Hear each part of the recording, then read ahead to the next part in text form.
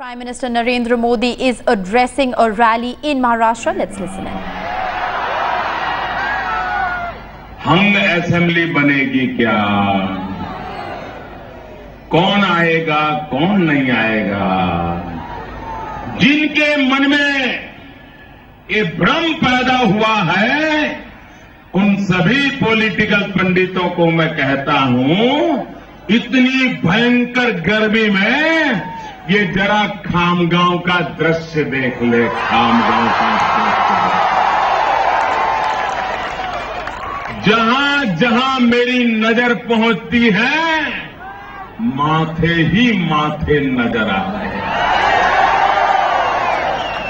एक तरफ चुनाव की गर्मी, ऊपर से ये विदर्भ की भयानक गर्मी, और उसके बावजूद भी ये आपका उत्साह, ये आपका उमंग, ये आपका प्यार मैं कभी भूल नहीं सकता। लेकिन मेरी शिकायत है, आप बुरा नहीं मानोगे ना? करूं शिकायत? बुरा नहीं मानोगे ना? मेरी शिकायत है, जब मैं लोकसभा का चुनाव लड़ रहा था, तब भी मैं महाराष्ट्र आया था, तब इतने लोग नहीं आते थे, आज इतने कैसे आ गए? उस समय तो मेरी सभा में इससे आधे भी नहीं आते थे। उसके बावजूद भी महाराष्ट्र ने मुझे भारी समर्थन दिया। आज तो उससे भी डबल लोग मैं देख रहा हूं, क्या नतीजा आएगा? हिंदुस्तान की राजनीति में, इतिहास में कांग्रेस के सबसे बुरे दिन तब आए थे, जब आपातकाल के बाद चुनाव हुआ, श्रीमती इंदिरा गांधी हार गई, उनके सारे चेले चपाटे हार गए, सारी कांग्रेस साफ हो गई। तब भी कांग्रेस पार्टी को 100 से ज्यादा सीटें मिली थी, और तब हिंदुस्तान के सभी दल कांग्रेस के खिलाफ एक बनकर के चुनाव लड़े थे, एक बनकर के। मोरारजी भाई देसाई के नेतृत्व में, जयप्रकाश नारायण के आशीर्वाद के साथ हिंदुस्तान के सभी राजनीतिक दल एक बनकर के चुनाव लड़े थे। सामने कांग्रेस थी और इधर सब मिलकर के थे। तब भी कांग्रेस पार्टी 100 सीटों से ज्यादा सीटें लाकर के जीत गई थी। इस बार तो कांग्रेस का ऐसा बुरा हाल हुआ, ऐसा बुरा हाल हुआ, 50 तक नहीं पहुंच पाए, 50 तक नहीं पहुंच।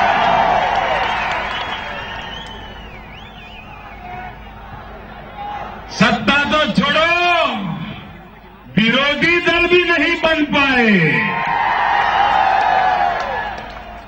जनता जनार्दन ने साफ कर दिया, सुपड़ा साफ, चुन चुन करके लोगों को घर भेज दिया। देश को तबाह करने वाले, लूटने वाले, गरीबों का खून चूसने वाले सबके सब गए। इस चुनाव में भी एनसीपी की घड़ी पे कितने बजे हैं भाई? ये एनसीपी का जन्म हुआ ना, तब से 10 और 10 ही है। तब से उनकी घड़ी में सुई एक तसु भर आगे नहीं बढ़ी है। अरे जिनकी घड़ी एक सुई तसु भर आगे नहीं बढ़ी है, वो महाराष्ट्र को आगे कहां से ले जा सकते हैं? और इस चुनाव में भी जनता ने उस घड़ी को बराबर याद रखा है। इसलिए कांग्रेस को भी 10 मिल नहीं पाएगी, बीजेपी को भी 10 नहीं मिल पाएगी। 10-10 के ही हिसाब बनने वाले हैं, इससे आगे कोई हिसाब बनने वाला नहीं है। भाइयों बहनों, मैं चुनाव में महाराष्ट्र के कोने कोने में गया हूं। ऐसा तूफान, ऐसी आंधी मैंने लोकसभा के चुनाव में भी नहीं देखी। ये आपका भरोसा, ये आपका विश्वास, मैं आपको वादा करने आया हूं। आपके सारे सपने, आपके सपने मेरे सपने हैं। भाइयों बहनों, ये कांग्रेस पार्टी और 60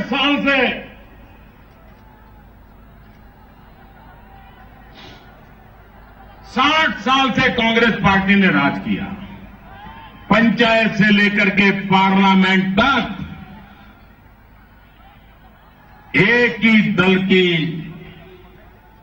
सरकारें चलती थी, एक चक्री राज था उनका। 60 साल में कभी उन्होंने अपने काम का हिसाब दिया क्या? सबके सब बताओ मुझे, कांग्रेस ने कभी अपने काम का हिसाब दिया क्या? वादों का जवाब दिया क्या? चुनावी घोषणाओं का जवाब दिया क्या? कभी जनता को जवाब दिया है? 60 साल तक जिन्होंने जनता को जवाब नहीं दिया, ये कांग्रेस वाले मेरा 60 दिन का हिसाब मांग रहे हैं। नाना, तुमने तो 60 साल तक जवाब नहीं दिया और मेरा 60 दिन का हिसाब मांग रहे हो। भाइयों बहनों, कांग्रेस ने आपको हिसाब दिया हो या न दिया हो, मैं पल पल का हिसाब दूंगा, पाई पाई का हिसाब दूंगा। भाइयों बहनों,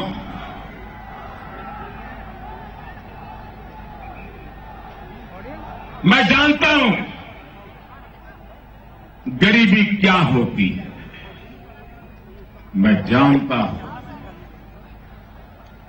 गरीबी से जिंदगी का गुजारा कैसे होता है, ये मैंने जिया है।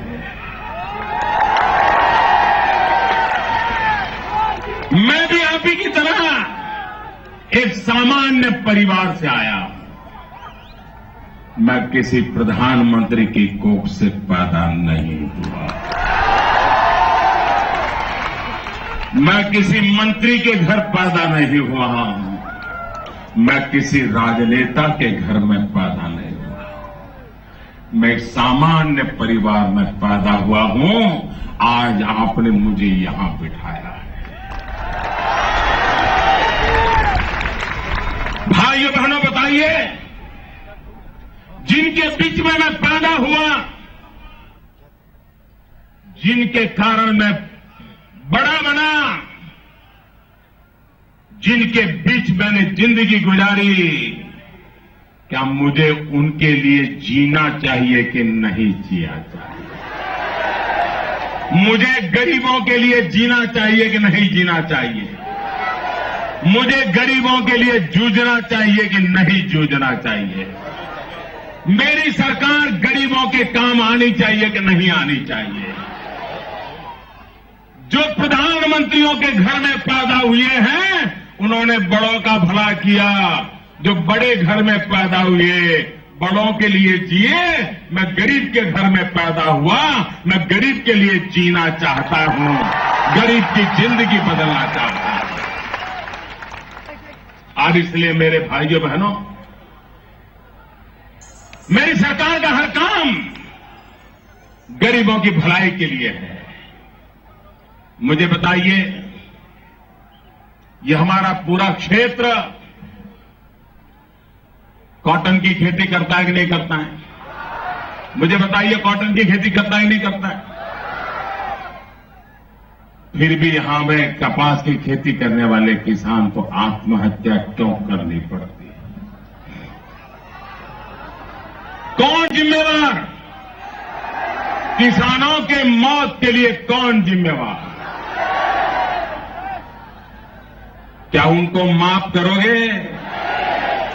इस चुनाव में हिसाब चुकता करोगे? 15 साल तक जिन्होंने आपको लूटा है, उनको जवाब दोगे? चुन चुन के साफ करोगे? पक्का करोगे?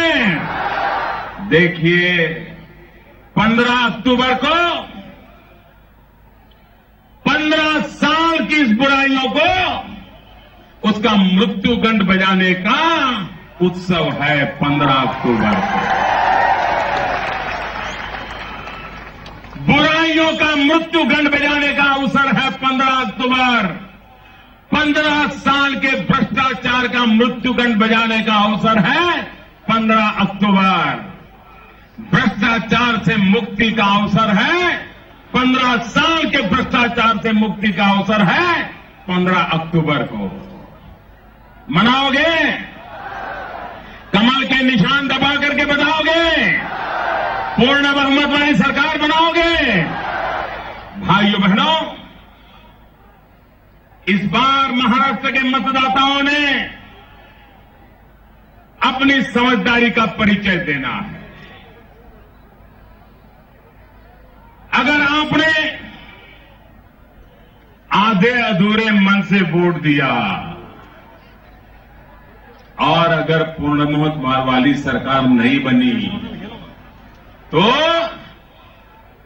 आपको कोई जवाब ही नहीं देगा। वो क्या करेंगे? कहेंगे ये तो मैं नहीं कर पाया क्योंकि वो हमारा साथी है ना, उसकी गड़बड़ है। साथी को बोलोगे तो क्या उसकी गड़बड़ है? कोई जवाब नहीं देगा। लेकिन अगर पूर्ण बहुमत वाली सरकार बनाओगे तो आप उस सरकार का जवाब मांग सकते हो, उस सरकार का कान पकड़ सकते हो। आपने मुझे दिल्ली में पूर्ण बहुमत के साथ बिठाया है। 5 साल के बाद ये जनता जनार्दन मेरा कान पकड़ सकती है। मोदी जी बताओ क्या किया? कह सकती है कि नहीं कह सकती है? मोदी का कान पकड़ सकते हो नहीं पकड़ सकते हो? लेकिन अगर पूर्ण बहुमत नहीं दिया होता तो क्या होता? मोदी कह देता वो तो उसने किया, फलाने ने किया, ढिकने ने किया, भाग जाता मोदी। अब मोदी भाग नहीं सकता है। अब मोदी को जवाब देना पड़ेगा। 5 साल में क्या किया और क्या रह गया उसका जवाब देना पड़ेगा। और देश की जनता मोदी का कान पकड़ सकती है। आज अब कांग्रेस वालों को कहो तो कहता है एनसीपी वाले ने गड़बड़ की। एनसीपी वालों को कहो तो बोले कांग्रेस वाले ने गड़बड़ की। कोई जवाब देता है क्या? 15 साल आपको लूटा, कोई जवाब देता है क्या? अगर पूर्ण बहुमत की सरकार बनाई होती तो आप उनका कान पकड़ सकते थे कि नहीं पकड़ सकते थे? और इसलिए भाइयों बहनों, इस चुनाव में आपसे आग्रह करने आया हूं कि आप महाराष्ट्र में पूर्ण बहुमत वाली सरकार बनाइए और सरकार में बैठे हुए लोगों को कान पकड़ने की तैयारी कीजिए। भाई करोगे? पक्का करोगे? भाइयों बहनों, आपने देखा होगा ये हमारा देश हजारों साल पुराना है कि नहीं है? मुझे आपसे जवाब चाहिए। हमारा देश हजारों साल पुराना है कि नहीं है? 1857 के स्वतंत्र संग्राम में भी ये हिंदुस्तान था कि नहीं था? आजादी की लड़ाई में हिंदुस्तान था कि नहीं था? आजादी के बाद कांग्रेस के राज में हिंदुस्तान था कि नहीं था? था ना? लेकिन कभी दुनिया में डंका बजता था क्या? कभी हिंदुस्तान का डंका बजता था? अभी अमेरिका में भी बजने लग गया कि नहीं बजने लगा? अमेरिका में हिंदुस्तान का डंका बजा कि नहीं बजा? जोरों से बजा कि नहीं बजा? सारी दुनिया में बजने लगा कि नहीं लगा? कैसे हुआ? कैसे हुआ? कैसे हुआ? कैसे हुआ? मोदी के कारण नहीं हुआ है। ये मोदी के कारण नहीं हुआ है। ये मोदी का जादू नहीं है। ये मोदी का करिश्मा नहीं है। ये करिश्मा आपका है, आपका। ये करिश्मा 125 करोड़ देशवासियों का है। 125 करोड़ देशवासियों ने इस चुनाव में, लोकसभा में 30 साल के बाद पूर्ण बहुमत वाली सरकार बनाई है। एक पार्टी की सरकार को चुना है और उसके कारण दुनिया भी मानने लगी है कि मोदी के पीछे 125 करोड़ देशवासी खड़े हैं। यही तो ताकत है जिसके कारण दुनिया हमारी बात मानने लगी है। मुझे बताइए भाइयों, महाराष्ट्र का डंका बजना चाहिए कि नहीं बजना चाहिए? महाराष्ट्र का डंका दुनिया में बजना चाहिए कि नहीं बजना चाहिए? महाराष्ट्र का जय जयकार होना चाहिए कि नहीं होना चाहिए?